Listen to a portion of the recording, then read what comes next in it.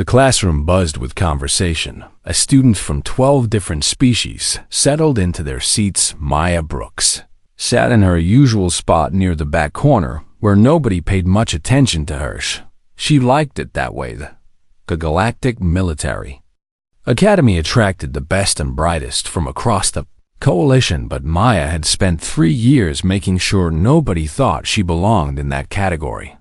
Her test scores hovered in the middle range. Her simulation performances were adequate, but never impressive. When instructors asked questions, she gave answers that were correct, but not insightful. Commander Vekrin entered the room and the chatter died down. Dorian instructor stood over 2 meters tall with 4 arms and scales that shifted from blue to purple when he was annoyed. Right now, they were a calm blue. Today we begin your final evaluation. Vekrin announced. His voice carried the natural authority of a species that had been warriors for 10,000 years. You will analyze actual combat footage and provide tactical assessments. Maya kept her expression neutral. She had known this day would come eventually. Next to her, a Kryn cadet named Vexler leaned back in his chair. The Kryn looked like bipedal reptiles with ridged crests that displayed their mood. His crest was puffed up in its usual show of confidence. Finally, something worthy of our time, Vexler said. To the student beside him, these simulations have been too simple. Maya said nothing. She had learned early that silence drew less attention than any words could. On the other side of the room, her roommate Zara Quinn caught her eye and smiled. Zara was everything. Maya pretended not to be outgoing, enthusiastic, and eager to prove herself. The human girl had tried dozens of times to get Maya to join study groups or social events. Maya always declined politely. Making friends meant answering questions about her past. Her past was classified at the highest levels. The footage you will see comes from a real operation 6 months ago. Vekrin continued. The commander's identity remains classified, but their decisions will be your study material. A holographic display filled the center of the room. Maya recognized the star system immediately. Her heartbeat stayed steady through years of training. The footage showed 3 coalition ships near a border station. The timestamp read 6 months and 4 days ago. Maya remembered every second of that day. This is the Arcturus 7 incident, Vekrin explained. The Ravager Horde launched a surprise attack on our border station. 3 of their warships against our patrol group. By all tactical doctrine, the coalition forces should have retreated and called for reinforcements. The footage showed the moment the Ravagers opened fire. Maya watched her old ship, the Valiant Dawn, take heavy damage in the first volley. She remembered the screams over the comm channels. She remembered the smell of burning circuits and the taste of blood in her mouth. The senior officers were killed in the opening attack. Vekrin said. Command fell to a junior tactical officer. Watch what happens next. The hologram showed the Valiant Dawn breaking formation. It moved toward the asteroid field in a pattern that made several students gasp. That is insane, Vexler declared. Flying into an asteroid field while under fire violates every combat protocol. Yet observe the results. Vekrin replied. The Ravager ships followed, confident in their pursuit. The Coalition frigate wove between asteroids that would have destroyed most pilots. Ships' weapons fire from the Ravagers hit the asteroids instead of their target. Then the Valiant Dawn did something that made even Commander Vekrin's scales shift to an impressed purple. The ship used its tractor beam to hurl a massive asteroid directly into the lead Ravager warship. The collision broke the enemy vessel in half. Unorthodox. A VES student named Lyria commented. The VES were telepathic and their large eyes missed nothing, but effective. Maya felt Lyria's gaze on her. The telepathic species had always seemed curious about Maya in a way that made her uncomfortable. VES could read surface thoughts from most species. Maya had spent 3 years making sure her mind remained unreadable. The footage continued. The Valiant Dawn used the asteroids as both weapons and shields. It destroyed the second Ravager ship by leading it into a trap. The third ship tried to flee, but the coalition frigate was faster. Now comes the most interesting part. Vecran said. The hologram showed the Valiant Dawn closing on the station Ravager. Boarding parties had already entered the civilian sections. The commander made a choice here. Vecran explained. They could have pursued the retreating warship instead. They docked with the damaged station. Zara leaned forward in her seat. They went after the civilians. She said quietly, "Of course they did." Vexler scoffed. Weak choice. A true warrior secures victory first. Maya's jaw tightened slightly. She forced it to relax. Getting emotional would draw attention. The footage showed the Valiant Dawn's crew moving. Through the station, the commander led from the front. The video quality made it hard to see faces clearly. Maya knew that was deliberate coalition. Intelligence had made sure of that. The commander and 30 crew members faced approximately 200 Ravager soldiers. Vecran said, "Standard doctrine says this is suicide." The students watched as the small coalition force used tactics that seemed to defy logic. They split into teams that moved independently. They used the station's damaged systems as weapons. They communicated in ways that confused the Ravagers, who relied on hive mind coordination. That fighting style?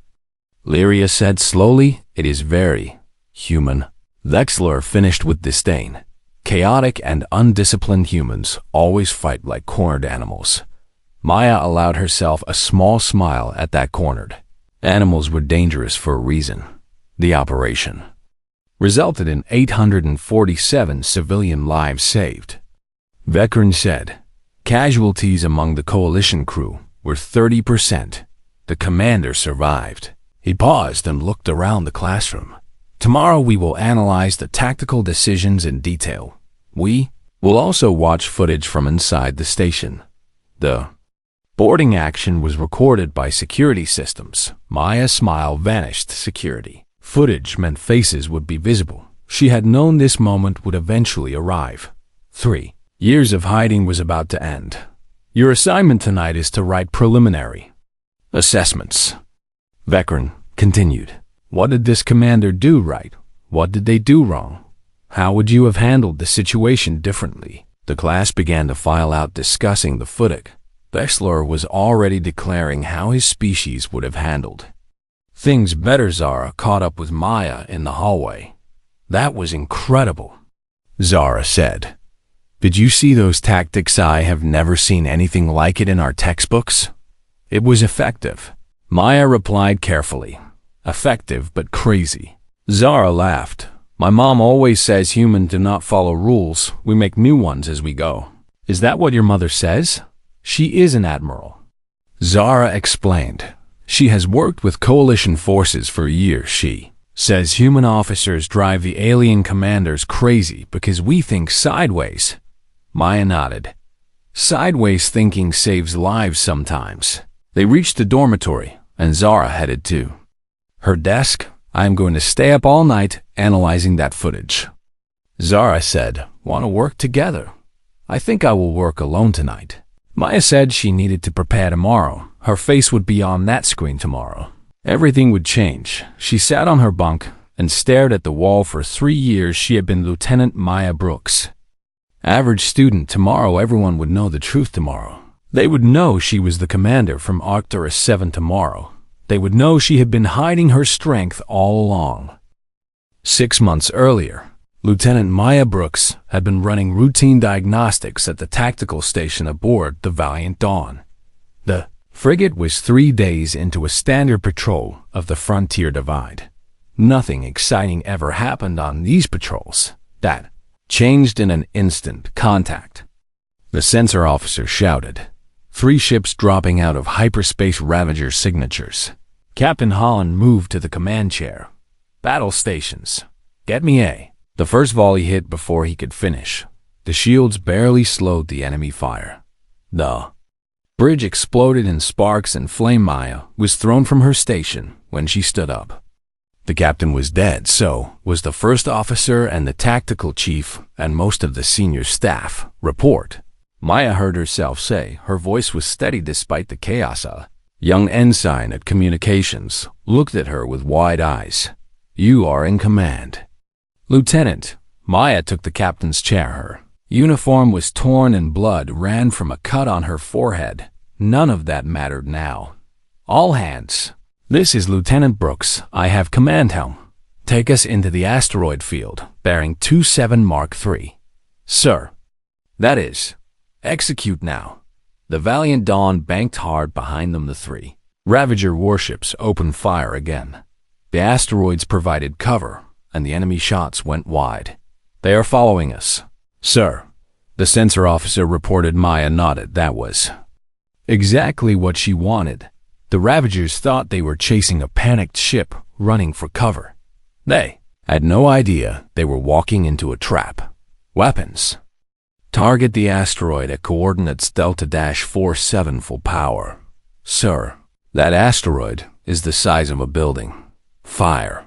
The tractor beam locked onto the massive rock. The Valiant Dawn's engines strained as they pulled the asteroid from its orbit. "Helm. Full reverse on my Mark III. 2, 1. Mark." The ship shot backward. The lead Ravager vessel had committed to its pursuit course. It could not turn fast enough. The asteroid slammed into the warship like a hammered enemy vessel broke apart. Debris scattered through the field. "Target the next ship." Maya ordered. "Use asteroids for cover and keep moving." For the next 20 minutes, they played a deadly game. The Valiant Dawn was smaller and more agile than the Ravager warships. Maya used that advantage. She led the enemy ships into narrow passages between asteroids. She used the rocks as shields and weapons. She fired only when she had perfect shots. The second Ravager ship took critical damage and exploded. Third ship's captain finally understood what was happening. It tried to retreat. "Do not let it reach hyperspace range." Maya said, "All power to engines." The chase led them back toward Arcturus 7 station. As they approached, the sensor officer gasped. "Sir, the station has been boarded. Multiple Ravager landing craft attached to the hull." Maya's hands gripped the armrests. The station held over 1,000 civilians, families from a dozen Coalition species children. "How many Ravagers on the station?" "Estimated 200 soldiers." "Sir." "And we have 31 crew members, including you." "Sir." The math was simple and brutal, but Maya had never been good at accepting impossible odds. "Helm. Dock with the station, all crew to the armory. We are going in." "Sir." The communications officer said carefully, "Standard procedure is to call for reinforcements. Those people do not have time for standard procedure. Move." 20 minutes later, Maya led 30 crew members into the station. They wore light armor and carried weapons meant for ship security, not for fighting a force 7 times their size. The Ravagers had different plans. They were slaughtering everyone they found. Maya heard the screams through her helmet speakers. "Teams of 5. She ordered. "Move fast and stay unpredictable. We are not here to win. We are here to buy time until help arrives." She took the first team herself. They moved through corridors filled with smoke and emergency lighting. The Ravagers fought in coordinated groups. They expected organized resistance. They did not expect humans. Maya's team hit them from unexpected angles. They used the damaged station systems as weapons. They sealed corridors and vented atmosphere. They set traps using maintenance equipment. When the Ravagers tried to predict their movements, the humans changed tactics. Maya fought like something the aliens had never encountered. She was fast and brutal and completely unpredictable. A Ravager soldier cornered her in a junction. It was twice her size, with natural armor plating it. Swung a blade that would have cut her in half. Maya dropped under the swing.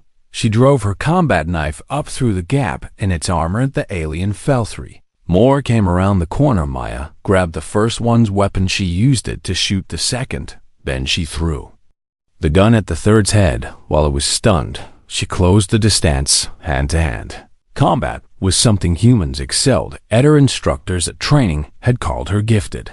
That was before they saw what she could really do. The Ravager went down. Maya Moved to the next corridor. Her team was scattered. Now every crew member fought their own desperate battle. The communications channel filled with reports. Section 7 secure. Civilians evacuated from Medical Bay. 3 Ravagers down in engineering. Maya reached the main civilian shelter. The door had been breached inside. A dozen Ravagers surrounded over 100 civilians. Maya assessed the situation in seconds. She had no team. She had 1 rifle. With half a charge, she had her knife and her training. It would have to be enough. She opened fire from the doorway. 3 Ravagers fell before the others reacted. Then she was among them. Speed and surprise were her only advantages. She used both without mercy. The aliens were stronger and tougher, but Maya knew something they did not. Humans had been predators for millions of years. Every instinct in her body knew how to kill. She moved between the enemies like water. When they tried to grab her, she was already gone. When they fired their weapons, she was behind them. Her knife found weak points with surgical precision. The fight lasted 14 minutes. When it ended, Maya stood alone among the fallen Ravagers. The civilians stared at her in shock. A small child from the Vest species stepped forward. "You saved us." Maya knelt down. "We all saved each other," she said gently. "Can you walk?" "Yes." "Then follow me. We're getting everyone out." She led the group through the station. More crew members joined them with other civilians. By the time they reached the docking area, coalition reinforcements had arrived. 3 battle cruisers surrounded the station. The surviving Ravagers surrendered. Maya stood in the docking bay covered in blood. Most of it was not hers. Admiral Carter from the lead cruiser approached her. "Lieutenant Brooks," he said, "that was the most extraordinary combat action I have witnessed in 40 years of service. I did what needed to be done." "Sir, you saved 847 lives. You destroyed 3 enemy warships. You led a boarding action against impossible odds and won. The coalition wants to give you the Star of Valor." Maya shook her head. "I respectfully decline." "Sir, you cannot decline. This action deserves recognition." "Then recognize my crew," Maya said. "They fought just as hardy. Do not want to be in the spotlight. Siri do not want to be a symbol or a target." Admiral Carter studied her for a long moment. "What do you want?" "Lieutenant, I want to keep serving, but I want to learn more first. I want to attend the academy. I want to understand how other species think and fight. I can do that better if nobody knows who I am." The Admiral sighed. "You are asking me to bury the greatest combat action of the year. I am asking you to let me serve in my own way." "Sir." Finally he nodded. "The footage will be classified. Your name will be redacted. But someday this will come out. You understand that?" "Yes, sir. And when it does, you will have to accept who you are." Maya looked at the survivors being helped onto medical ships, children holding their parents, families reunited. That was what mattered. "I accept who I am." "Sir," she said, "I am a soldier who does her job, nothing more." But even as she said it, she wondered if that would be enough. 3 months later, she entered the Galactic Military Academy as just another student. She scored well enough to get in, but not well enough to stand out. She made herself average. She hid her strength. And for 3 years it worked until tomorrow, when Commander Vekran would show the boarding action footage. Until tomorrow, when everyone would see her face. Until tomorrow, when hiding would no longer be an option. Maya had barely slept. She sat in the classroom the next morning with the same neutral expression she always wore. But inside her mind was racing. Commander Vekran entered precisely on time. His scales were an interested shade of purple today. "I read your preliminary assessments last night," he said. "Most of you focused on the tactical errors. You claimed the commander was reckless. You said the decisions violated established doctrine. He activated the holographic display. Today you will see why doctrine sometimes must be broken." The footage began with the boarding action. Maya watched herself on screen, leading her team through the station corridors. The video quality was better than she had hoped, not good enough yet. Observe the team formations. Vekran instructed. They do not follow standard coalition patterns. Dexler raised his crest. Because they are poorly trained. Look at how they split up that creates vulnerability. Does it? Vekran asked. Watch what happens next. The footage showed Maya's team hitting Ravager forces from 3 directions simultaneously. Aliens were confused by the unconventional attack. The commander uses unpredictability as a weapon. A student from the Kelter species observed. Each team operates independently. The Ravagers cannot anticipate their movements. Maya kept her breathing steady on screen. She fought through a group of enemies. Her movements were efficient and brutal. That fighting style. Lyria said softly. The Vest student's large eyes were focused intently on the hologram. It is pure combat instinct. Zara leaned forward. The commander fights like they have nothing to lose, or everything to protect. Someone else added the footage. Continued. Maya saw herself moving through the station. She remembered every decision, every life saved, every enemy stopped. Then the recording reached the civilian shelter. The camera angle showed her entering alone. It showed the 14 minutes of combat. That followed. The classroom fell completely silent. Students watched as a single soldier fought a dozen enemies and won. Impossible. Dexler whispered, no one fights like that. Humans do. Zara said. There was pride in her voice. That is how we survived. Earth, that is how we fight when everything depends on it. The footage showed Maya kneeling beside the Vest child, showing gentleness. After such violence, the commander transitions from warrior to protector instantly. Lyria observed, such emotional control is extraordinary. Maya felt the telepathic student's attention on her again. Vekran paused the footage. Now comes the final segment. He said, the rescue of the civilians and the aftermath. He advanced the recording. Image quality improved as coalition forces arrived with better cameras. Maya's face would be clearly visible soon. She had seconds to decide, run from the classroom or face what was coming. She chose to stay. Footage showed her in the docking bay, blood covered and exhausted, speaking with Admiral Carter. The camera angle was perfect. Her face filled the holographic display. Vekran froze the image. The silence in the classroom was absolute. Every eye moved from the hologram to Maya sitting in the back corner. She met their stares calmly. 3 years of hiding ended in that moment. Lieutenant Brooks, Vekran said slowly, would you care to explain? Maya stood. Her movements were controlled and precise. I am the commander from the footage. Sir, why did you not mention this before? Because I came to the academy to learn not to be famous. Fame is a distraction from purpose. Dexlar's crest flared. You have been hiding your abilities, making us think you were average. Why? Because average students ask better questions. Maya replied, they listen more and talk less. I learned more by being underestimated than I ever would have by showing off. That is deceptive. Dexler accused. That is strategic, Maya corrected. You of all people should understand strategy. Vekran's scale shifted through several colors. You deliberately scored low on evaluations. I scored adequately. Maya said, there is a difference. I learned what was taught. I simply did not demonstrate everything. I already knew. Zara stood up.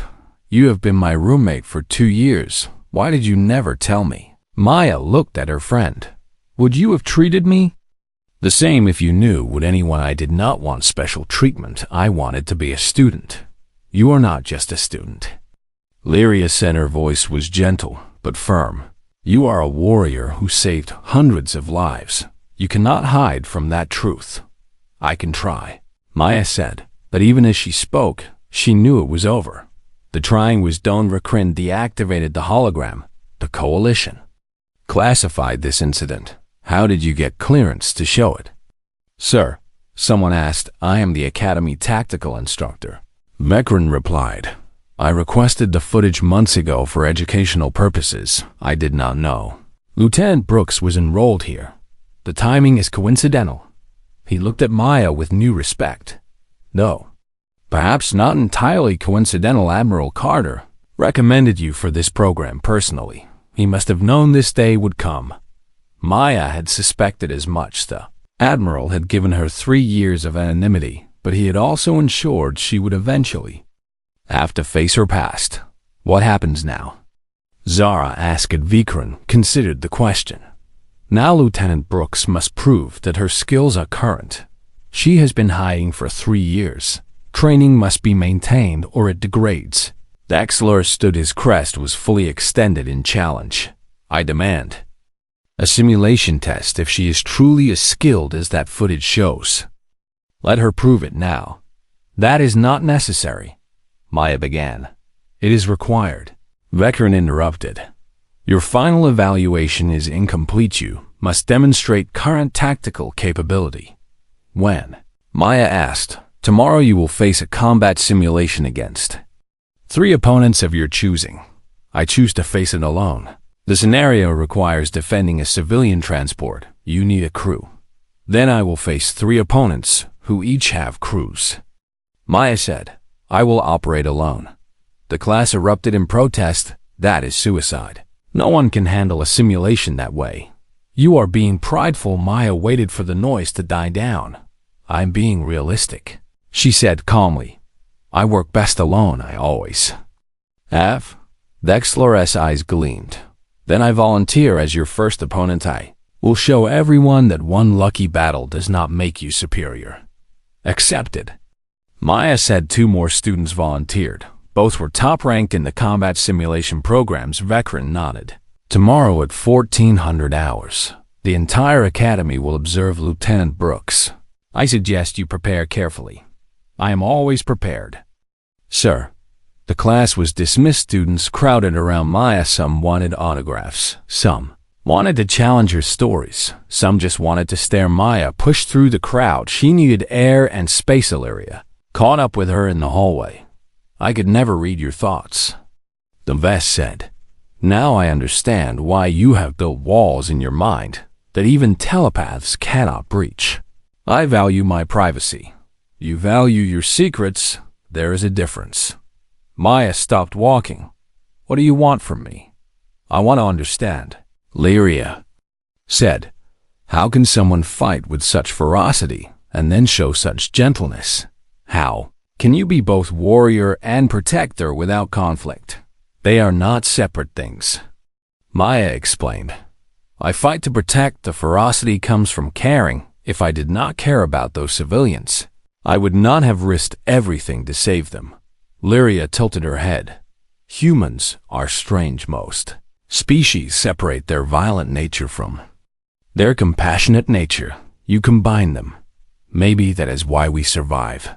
Maya continued walking. Zara was waiting at their dorm room. You could have told me, Zara said when Maya entered. I wanted to, but you did not trust me. I trusted you. Maya said, I just did not trust myself to maintain the disguise. If people knew one person, knowing becomes 2 becomes 5. Soon everyone knows. And now everyone does know. Yes, Zara smiled suddenly. My mom is going to lose her mind when I tell her I've been rooming with the hero of Arcturus 7. Please do not call me that. Why not? You are a hero. I am a soldier who did her job. Heroes are what other people call you when they do not understand the cost. What was the cost? Maya sat on her bunk. 10 crew members died in that action. Their families paid the cost. Just carry the memory. The room fell quiet. Finally, Zara spoke. Tomorrow you are going to destroy those 3 opponents. Are you not? Yes, good. Zara said. Dexler has needed someone to humble him for 3 years. Maya allowed herself a small smile. Humility is the best teacher. Is that why you hid your strength? Partly also because strength without humility becomes arrogance. Arrogance gets people killed. She lay back on her bunk. Tomorrow she would fight without hiding. Tomorrow everyone would see what she could really do. The thought was both freeing and terrifying. For 3 years she had been invisible. Tomorrow she would be impossible to ignore. She closed her eyes. In her mind she was already running through the simulation, planning every move, anticipating every threat. Old Habits awakened like sleeping giants. The warrior she had buried was rising again, and this time there would be no going back to average. The simulation arena was packed. Every cadet at the academy had come to watch. They filled the observation decks that surrounded the combat zone. Maya stood alone in the staging area. She wore the standard simulation suit that would register hits and damage. Around her neck was the neural interface that would connect her to the simulated ship systems across the arena. Dexler stood with his crew of 4. The Kryn looked confident. His crest was raised high. Next to his staging area were 2 more teams. Each had 5 members. Maya would face 15 opponents total. "This is insane," Zara said from the observation deck. She sat next to Lyria, who simply watched with her large eyes. "She cannot win against 3 full crews, can she not?" Lyria replied, "You saw the footage. That was real combat with real stakes. This is a simulation. Do you think she knows the difference?" Down in the arena, Commander Vekran activated the scenario. "The situation is simple," his voice echoed through the space. "A civilian transport is under attack by raiders. 4 enemy ships. You must protect the transport until it can jump to safety. That requires 10 minutes. The holographic environment materialized around each team. They were in simulated ship bridges. Maya's bridge was empty, except for her. She stood at the central command station with controls for every system helm. Weapons, shields, engineering, all of it under her control alone. "Begin." Vekran commanded. The scenario start. Maya's sensors showed the civilian transported was damaged and moving slowly. 4 raider ships were closing in behind her. Came Dexler and the other 2 academy teams. They were supposed to be helping her, but this was also a competition. Thaxel opened fire on the raiders immediately. His crew worked in perfect coordination. Weapons officer calling targets, helm officer executing maneuvers, shield officer managing defenses. It was textbook coalition tactics. The raiders scattered under the assault. Then they regrouped and focused fire on Dexler's ship. His shields began to fail. "Request assistance." Dexler called over the common channel. The other 2 teams moved to support. And Maya did not. She was studying the raiders' pattern, watching how they moved, learning their strategy. "Brooks, we need support," one of the other team leaders called. Maya remained silent. She adjusted her course slightly. The raiders broke into 2 groups. 2 ships focused on the academy teams. 2 ships moved toward the civilian transport. Maya's ship accelerated. "What is she doing?" someone in the observation deck asked. "She's ignoring the fight," another replied. "She is focusing on the mission," Lyria said quietly. Maya's ship positioned itself between the raiders and the transport when the enemy ships opened fire. She was ready. Her shields absorbed the hits. Then she returned fire with precision that made the observers gasp. Both raider ships took critical damage in seconds. "How did she target both ships simultaneously?" a student asked. "She's running all stations herself," Vekran explained. "Watch her hands." Maya's fingers moved across multiple control panels. She adjusted shields with her left hand while firing weapons with her right. Her eyes tracked 3 holographic displays at once. She was doing the work of 5 people, and she was doing it faster than any single crew. The 2 damaged raiders retreated. Maya did not pursue. She held position near the transport. Meanwhile, Dexler and the others were struggling. Remaining 2 raiders had called for reinforcements. The scenario escalated. "This is beyond the standard parameters," Dexler protested. "The raiders should not have backup. Real enemies do not follow parameters," Vekran replied. "Adapt." 6 raider ships now filled the simulation. Thexler's shields collapsed. His ship registered as disabled. 1 of the other teams suffered the same fate. The last academy team tried to run. The raiders cut them off. Within minutes, all 3 opposing teams were eliminated. The civilian transport was still 9 minutes from jump capability. Maya faced 6 enemy ships alone. The observation deck fell silent. This was impossible. 1 ship could not defeat 6. Maya did not seem to care about impossible. She moved her ship into the debris field from the disabled Academy vessels. She used the wreckage as cover when the raiders tried to surround her. She was already gone. She appeared behind one raider ship. Her weapons struck its engines. The ship went dead in space. 5 raiders left. They coordinated their attack better. 3 ships approached from different angles, while 2 protected the flanks. Standard pack tactics. Maya did something no Academy instructor had ever taught. She shut down her own shields. Is she surrendering? Someone gasped. Then Maya diverted all shield power to engines her ship, shot forward at impossible speed. She rammed straight through the center of the enemy formation.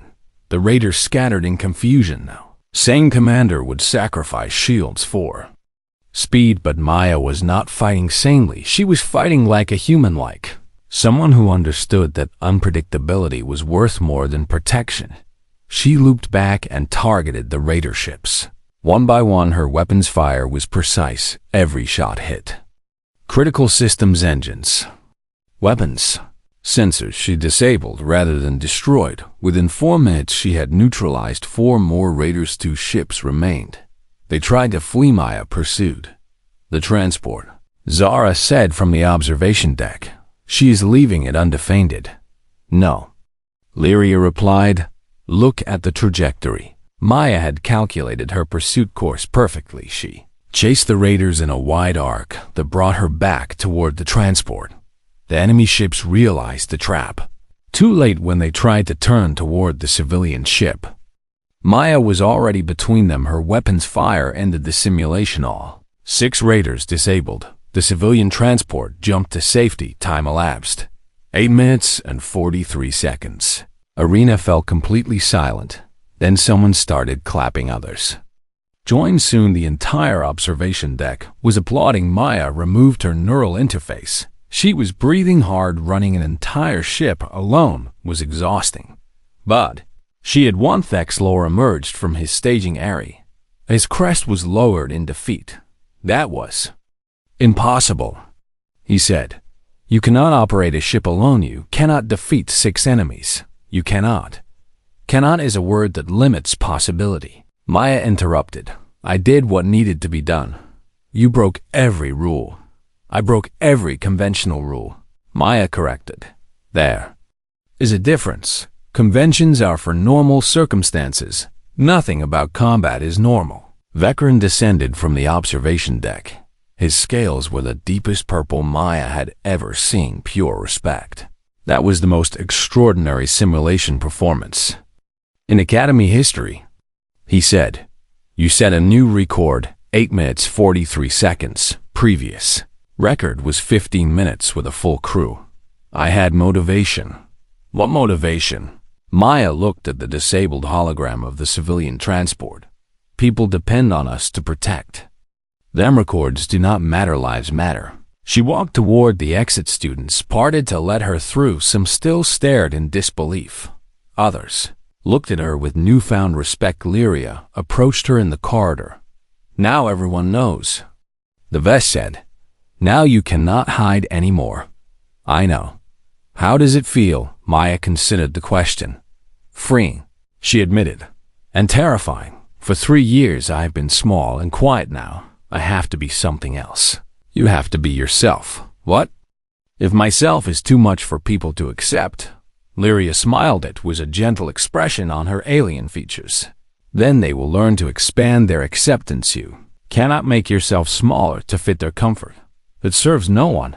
Zara caught up to them. "The Academy Commandant wants to see you."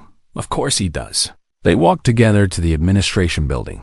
The Commandant was a Kelter named Director Hayes. He had led the Academy for 20 years. Lieutenant Brooks. He greeted her. "That was quite a performance." "Thank you, sir. I want to offer you a position after you graduate. Stay on as an instructor, teach combat tactics." Maya shook her head. "I appreciate the offer, sir, but I need to return to active duty." "You could teach the next generation, shape how the coalition fights. I can do more good in the field." Students learn from examples. Let my actions be the example. Director Hayes studied her. You do not want recognition. You do not want comfort. What do you want? Lieutenant, I want to serve. I want to protect people. I want to make sure what happened at Arcturus 7 never needs to happen again. By preventing the situations that create such desperate battles. Exactly. The director nodded slowly. You remind me of the best officers I have known. Ones who understand that service is not about glory. It is about duty. My parents taught me that. Sir, they taught you well. Maya left the office outside. The evening sun was setting over the academy grounds. Students were heading to dinner. Life continued as normal, except nothing was normal anymore. The recordings of her simulation would spread through the coalition. Her name would be known across 100 worlds. She could never be invisible again. Zara walked beside her. Are you okay? I am adjusting. To being famous, to being visible. Maya corrected. Fame is what other people decide. Visibility is just being seen. And you prefer not to be seen. I prefer to be underestimated, but that option is gone now. They reached the dormitory. Maya looked up at the stars. Somewhere out there. People needed protection somewhere out there. New threats were emerging. She had hidden her strength for 3 years now. She would use it openly. The galaxy would learn what one human could do when everything was at stake, and maybe that lesson would prevent future battles, or maybe it would just prepare people for the ones to come. Either way. Hiding was over. The warrior was awake, and she would never sleep again. 6 months after the simulation, Maya stood on the bridge of the coalition cruiser Defender. She wore the uniform of a tactical advisor with the rank of commander. Her promotion had come quickly once the academy revealed her true capabilities too. Quickly for her comfort. But the coalition needed experienced officers who understood both human tactics and alien military doctrine. Maya was uniquely qualified. Commander Brooks. Captain Lee called from the command chair. We have incoming distress signal from the mining colony on Epsilon Ridge.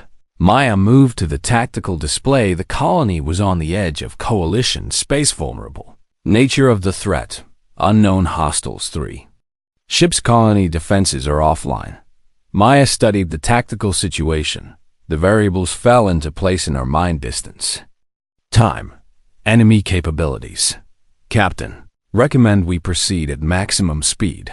Deploy fighter screen on arrival position. The defender between the colony and the hostile ships. Agreed. Execute. The ship jumped to hyperspace. Maya used the travel time to review intelligence reports. The frontier had been increasingly active lately. Pirates, raiders, and worse, the Ravager horde had fractured after their defeat at Arcturus 7. Splinter groups now operated independently. Some had become more dangerous in their desperation, arriving in 30 seconds. The helm officer announced. Maya pulled up the combat protocols. She had written most of them herself over the past 6 months. The coalition military was slowly adapting to incorporate human tactical thinking. It was a difficult transition. Most alien species had fought the same way for thousands of years. Humans brought chaos to their ordered systems, but chaos won battles that order could not. The defender dropped out of hyperspace immediately. Sensors registered the 3 hostile ships' Ravager signatures. The sensor officer confirmed. They are attacking the colony's orbital platform. Defensive positions. Captain Lee ordered, launch fighters. Maya watched the tactical display. Ravagers were using standard attack patterns. Predictable. Captain, they expect us to engage directly. Request permission to use alternative approach. Captain Lee was human. He had served with Maya's mother years ago, when Admiral Brooks recommended her daughter for this position. Lee had accepted immediately. Now he trusted her judgment completely. What do you propose? Commander, let them think we are following standard protocol position. The defender as expected, but deploy fighters in a flanking pattern when they commit to attacking us. The fighters strike from behind. The fighters will be exposed for 45 seconds, then they retreat behind our shields. 45 seconds is a long time in combat. It is also long enough to cripple their engines. Lee nodded. Execute your plan. Maya coordinated with the fighter squadron leader. Lieutenant Kyle Chun was one of the best pilots in the fleet. I need you to look weak. Maya told him, fly erratically, make them think you are panicking. We can do panicking. Chun replied with a grin. The Ravagers took the bait. They focused their fire on the defender. The cruiser's shields absorbed the assault easily while the enemies were distracted. Chun's squadron looped around. They came in low and fast. Plasma torpedoes struck the Ravager engines with perfect precision. All three ships went dead in space. Target their weapon systems. Maya ordered. Disable but do not destroy. Sir, standard protocol is to eliminate hostile vessels. The weapons officer said, these ships are disabled. Their crews are no longer a threat. We do not kill unnecessarily. The weapons officer looked to Captain Lee. Follow the commander's orders. The defender's precise fire took out the Ravager weapons. The enemy ships drifted helplessly. Send the boarding message. Maya said she had written it herself. It was broadcast in 12 languages. This is Commander Maya Brooks of the Coalition vessel. Defender, your ships are disabled. You have two choices: surrender and receive fair treatment under Coalition law, or attempt to fight and be destroyed. You have 60 seconds to decide. 53 seconds later, all three Ravager ships signaled surrender. Send medical teams. Maya ordered. Treat their wounded, feed their crews, show them that surrender is not the same as defeat.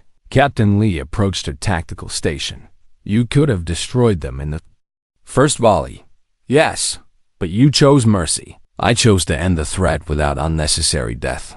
Those Ravagers are mostly refugees from their collapsed empire. They raid because they are desperate. Give them a better option, and some will take it. And if they do not, then we deal with them, but we try peace first. We only use violence when all other options are exhausted. The colony administrator contacted them. She was a Vess named Mara, who had served in the Coalition Medical Corps' Commander Brooks. Mara said, thank you for your restraint. Half of those Ravager crew members have families in refugee camps. Killing them would have created more enemies than it eliminated. That is why we offer surrender first. Not everyone thinks like you. Then, I will keep demonstrating better ways until they do. After the situation was resolved, Maya returned to her quarters. The room was small but private. She looked at the photograph on her desk. Her parents in their Coalition uniforms, both admirals now, both proud of their daughter, though they worried about her constantly. The door chimed. Enter Lyria. Came in the Vess, had graduated top of her class, and now served as the Defender's diplomatic officer. She and Maya had become close friends. You are thinking about the weight of visibility, Lyria observed. You can read my thoughts now. I can read your posture. You always stand differently when you are contemplating burden. Maya smiled, still adjusting. Every decision I make is watched, analyzed, copied. Other human officers model their tactics on mine. Is that not what you wanted? I wanted to serve. I did not ask to be a template. Lyria settled into the chair. You cannot choose influence. You can only choose how to use it. What if I make mistakes? What if someone copies my tactics in the wrong situation and people die? Then you learn, you adapt, you teach better. Maya sat across from her friend. At the academy I could hide. I could be nobody now. I am somebody whether I want to be or not. You were always somebody, Lyria said gently. You just pretended otherwise. The pretending was the burden. Being yourself is freedom. Being myself terrifies people sometimes. Good. Maya raised an eyebrow. Good. Fear inspires change. Lyria explained. The galaxy feared humans. When you joined the Coalition, now they fear what humans can do. That fear drives them to be better, to think differently, to question their assumptions. I do not want to be feared. You want to be respected. Fear and respect are close neighbors. The challenge is transforming one into the other.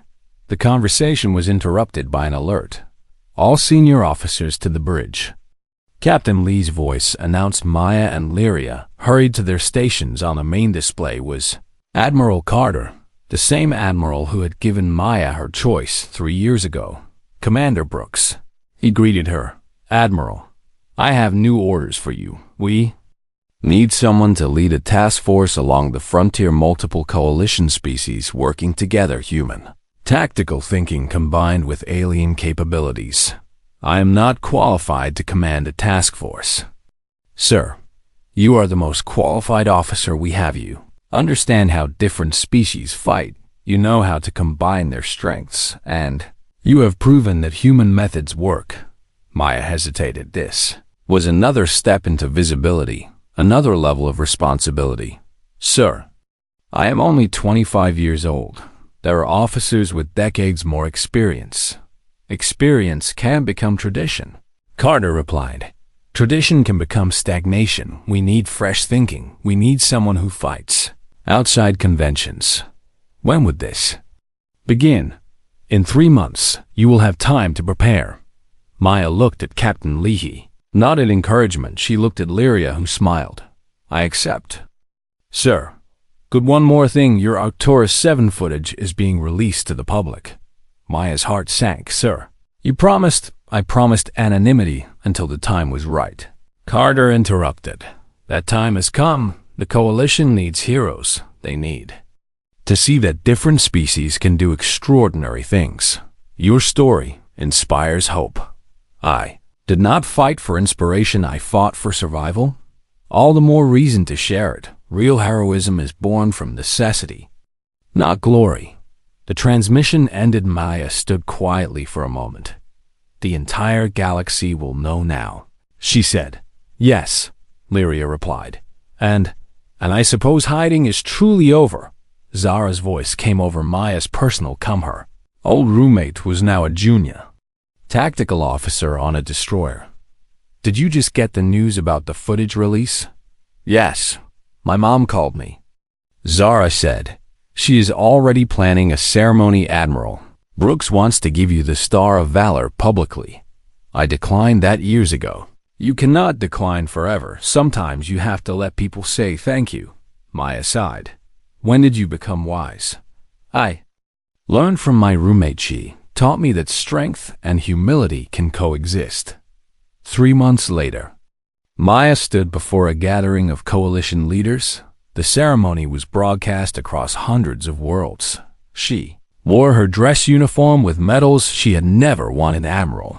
Carter pinned the Star of Valor to her chest. She gave a brief speech about service and sacrifice. She mentioned her crew from Arcturus 7. The ones who died, the ones who survived, the ones who deserved recognition more than she did. When it was over, she returned to the Defender. Her task force was assembled. 5 ships from 4 different species, all waiting for her leadership. Captain Lee shook her hand. You are going to do great things, Commander. I am going to try not to fail. That is all anyone can do. Maya took command of her flagship. The cruiser was new and powerful. They had named it the Aurora, symbol of new beginnings.